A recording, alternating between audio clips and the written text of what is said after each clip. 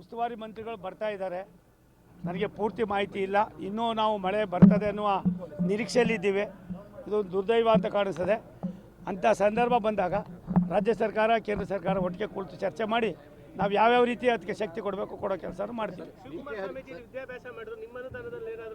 ಇವೆಲ್ಲವೂ ಕೂಡ ನಮ್ಮ ಅನುದಾನ ಯಾವುದು ಇಲ್ಲರಿ.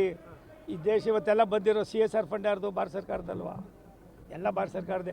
ನಾನು ಕೊಡೋದು 4,80,00,000 ದುಡ್ಡು.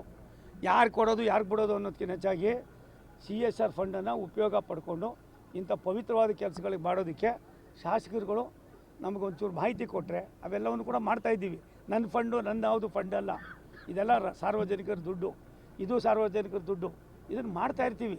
ಅದಕ್ಕೋಸ್ಕರವಾಗಿ ಅಲ್ಲೊಂದು ಇಲ್ಲೊಂದು ಅನ್ನೋದಕ್ಕಿಂತ ಹೆಚ್ಚಾಗಿ ನಾನು ಇವಾಗ ತುಂಬಾಡಿಲಿ ಹೋದೆ. 1,000 ಹೆಣ್ಣುಮಕ್ಕಳಿದ್ರು, 1 ಕೋಟಿ ರೂಪಾಯಿ ಅಲ್ಲೇ ಕೊಟ್ಬಿಟ್ಟೆ. ಹಾಗಾಗಿ ಆದ್ದರಿಂದ ಒಂದು ನಿಮಿಷ ಅದಕ್ಕೋಸ್ಕರ ಇವೆಲ್ಲ ಒತ್ತು ಕೊಡ್ತಾ ಇರೋದು. 2 ವರ್ಷದಲ್ಲಿ ಯಾರ್ಯಾರು ಪುಣ್ಯಾತ್ಮರಿದ್ರು ಅವರೆಲ್ಲ ಸ್ಥಳಗಳನ್ನು ಕೈಗೆತ್ಕೊಂಡಿದ್ದೀವಿ. ನನಗನ್ನಿಸ್ತದೆ ಇಂಥ ಪುಣ್ಯಾತ್ಮರ ಸೇವೆಯನ್ನು ಮುಂದಿನ ಪೀಳಿಗೆ ಪರಿಚಯ ಮಾಡೋದಕ್ಕೆ ಸುರೇಶ್ ಗೌಡ್ರ ಕ್ಷೇತ್ರ ಇರ್ಬೋದು, ತುಮಕೂರು ಲೋಕಸಭಾ ವ್ಯಾಪ್ತಿಯಲ್ಲಿ ಎಲ್ಲೆಲ್ಲಿದೆ ಅವೆಲ್ಲವನ್ನು ಕೂಡ ಮಾಡ್ತೀವಿ.